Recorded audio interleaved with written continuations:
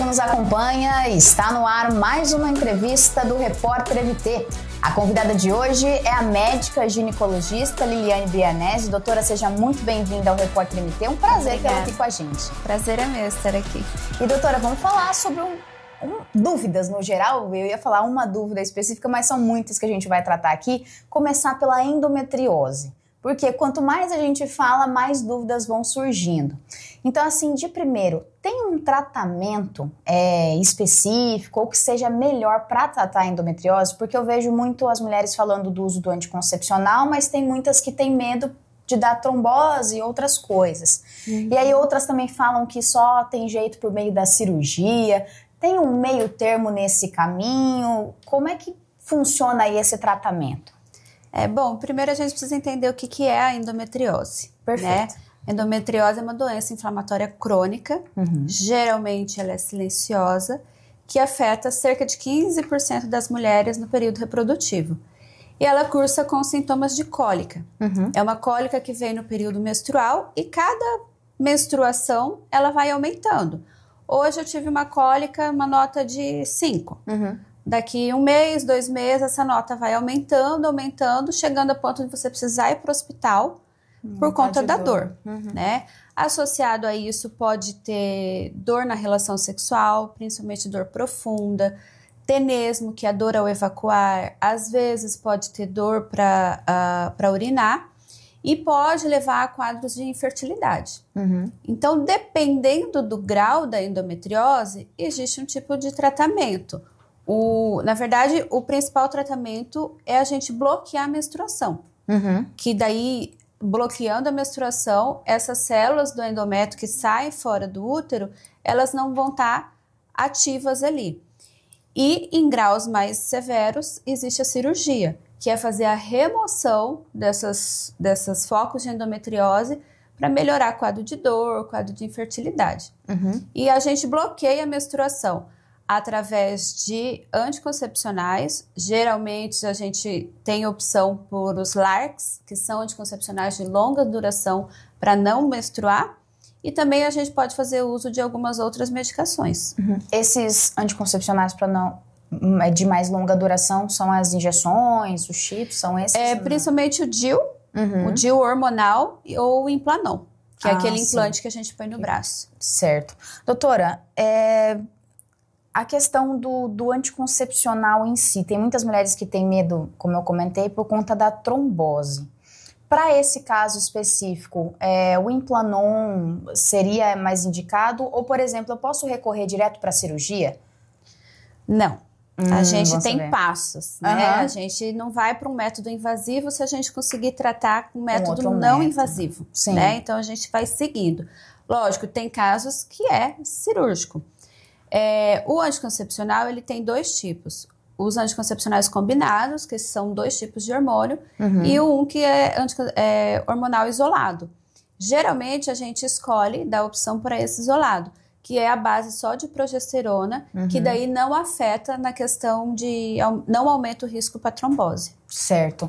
Eu ouço muito falar também, doutora, por se tratar de um processo inflamatório, que a gente, quem tem que fazer às vezes dietas restritivas de alimentos ou bebidas que são inflamatórias, que podem atrapalhar, como por exemplo, leite, derivados do leite, né, da lactose. Isso é realmente um fato? Por exemplo, o consumo de leite, de manteiga, os demais variados ali, derivados que tem, eles podem auxiliar no aumento dessas dores e atrapalhar ainda mais a endometriose? Sim, pode. Como é uma doença inflamatória, qualquer tipo de alimento inflamatório que você usar, você pode ter piora do quadro. Sim. Então, geralmente a gente orienta que precisa ter uma dieta anti-inflamatória. Então, o que é a dieta anti-inflamatória?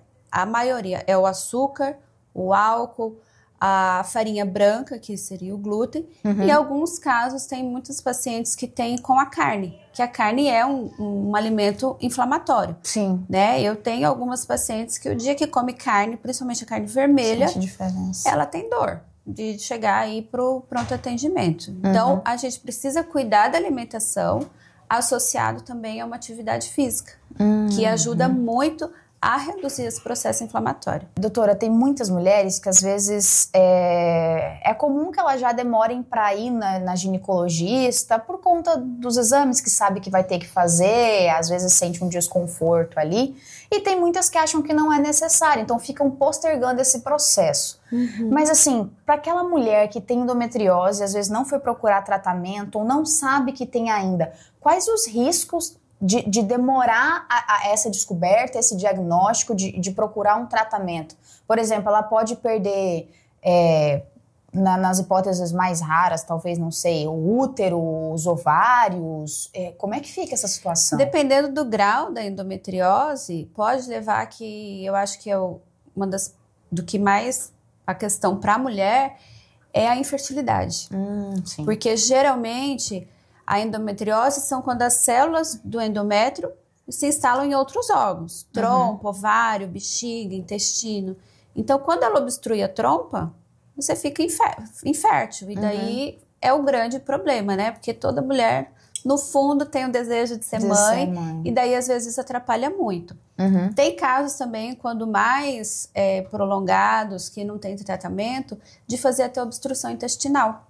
Então, às vezes, precisa fazer cirurgia, retirar um pedaço de intestino. Tem paciente que precisa usar até colostomia.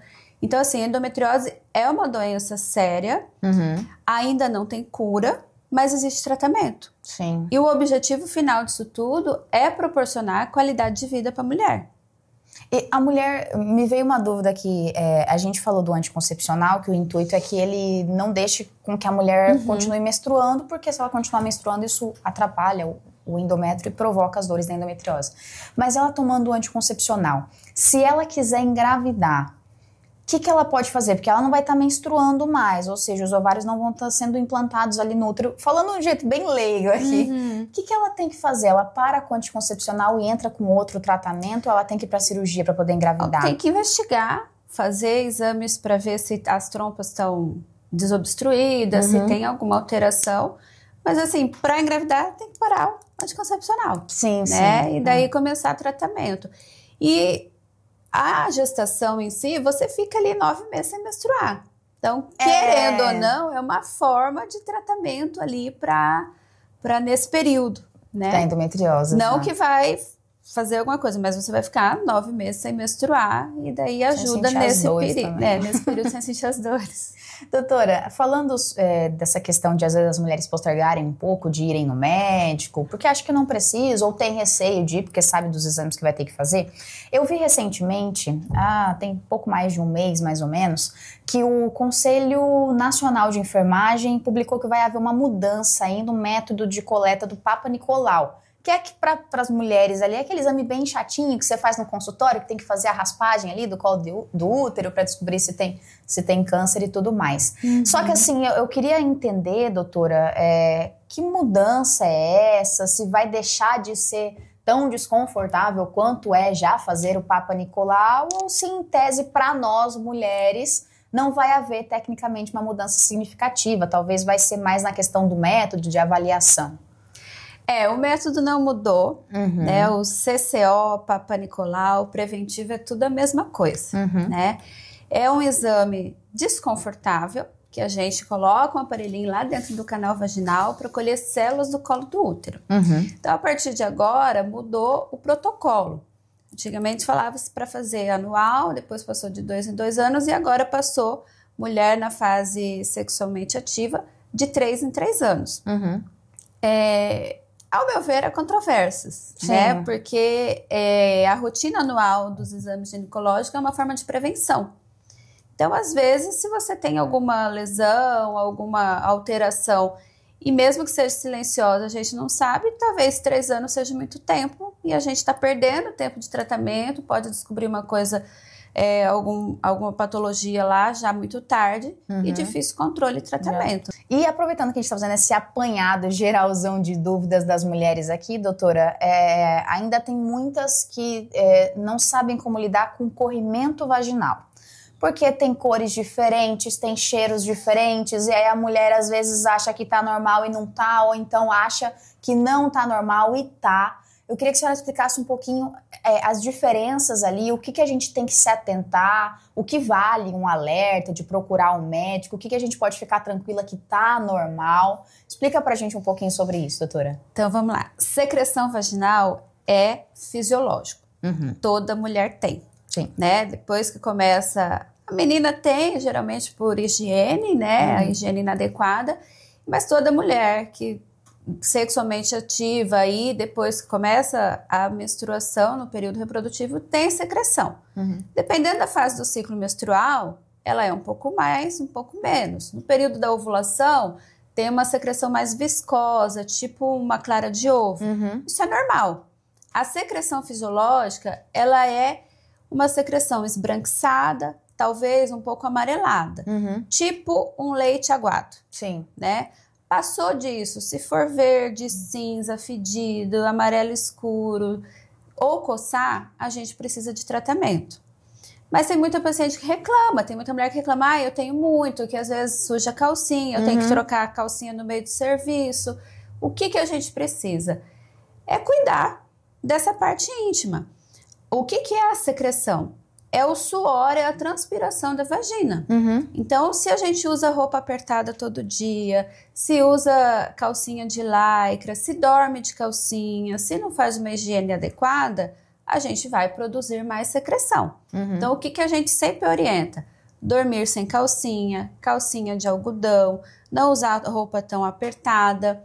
E o principal é a higiene. A grande maioria das mulheres, a hora de se limpar, quando vai urinar, a gente limpa assim.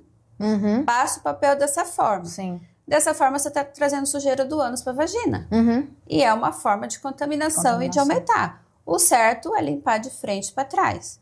E toda vez que for evacuar, fazer cocô, banho. Precisa água. Eu tô na rua, não consigo? Tudo bem, chegou em casa, água. Sim. Isso é uma forma de higiene que muda muito a quantidade de secreção e até as secreções patológicas, porque às vezes pode ser por contaminação. E doutora, é normal ter secreção todos os dias ou o normal seria ter só nesse período ovulatório da menstruação? É normal todos os dias, mas pode ter mais ou menos quantidade dependendo desses hábitos que você tiver. Sim. A questão do sabonete íntimo.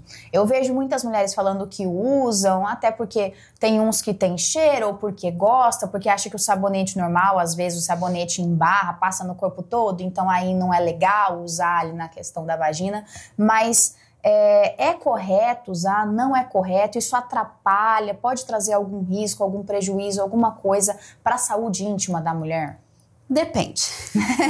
Depende do tipo de sabonete que você usa. O ideal é usar um sabonete íntimo de pH neutro. Porque a gente pode alterar o pH e daí levar a quadros de infecções na vagina. Sim. Então a gente precisa usar um sabonete de pH neutro e em um banho ao dia. Posso tomar mais de um banho? Pode. Se você tomar 10 banhos, em um deles você usa o sabonete. Nos outros é só água.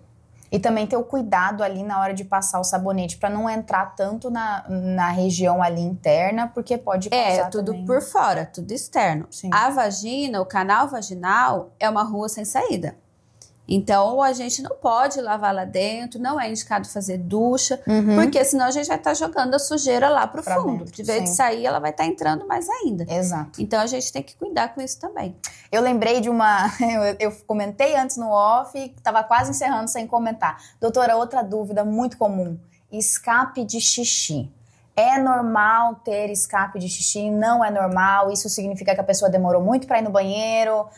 Ou então que ela tem bexiga baixa, que a gente costuma escutar, né? Bexiga baixa. O que pode causar esse escape de xixi? A gente tem que se preocupar. Sim, perder urina não é normal. Nunca foi normal. Certo. Em nenhuma idade. Né? A menina mais nova, a jovem, a mais velha, a vozinha, não é normal. Existem algumas causas de perda de urina.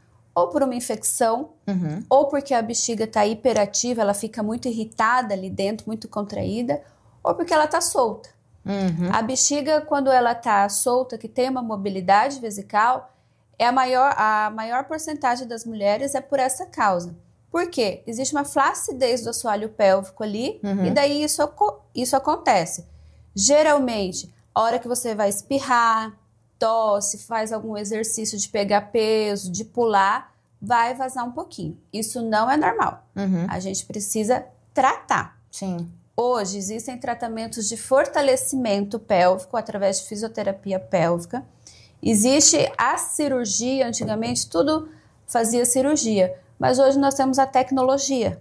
Sim. Que é um aliado que tem salvado muitas mulheres de ir para a cirurgia.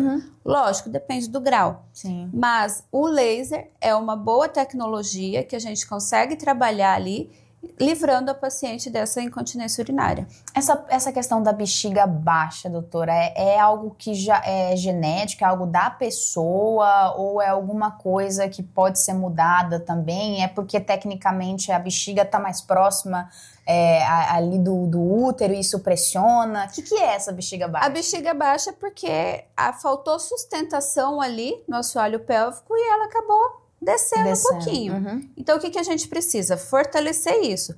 Acontece, antigamente falava que toda mulher que tem parto normal tem bexiga baixa, mas hoje os estudos já mostram que não. Sim. Tem uma tendência maior no parto normal, mas uma mulher que ganhou muito peso na gestação também pode ter. Mulher que tem muita flacidez, que perdeu muito peso, passou por uma cirurgia bariátrica, são algumas situações que pode levar a isso. Então, o interessante é fortalecer musculatura, reposição de colágeno, que vai estar ajudando nisso e fazer as tecnologias. Para prevenção, né? Eu preciso fazer só quando eu tiver? Não, às vezes você pode fazer de prevenção. Um estímulo de colágeno local ali ajuda bastante. Tá certo, doutora. Obrigada pela presença. Imagina. Obrigada por esclarecer essas dúvidas aí. Gratidão. Eu que agradeço. Obrigada. E assim chegamos ao fim de mais uma entrevista no Repórter MT. Esses e outros conteúdos você confere no site repórtermt.com. Até a próxima!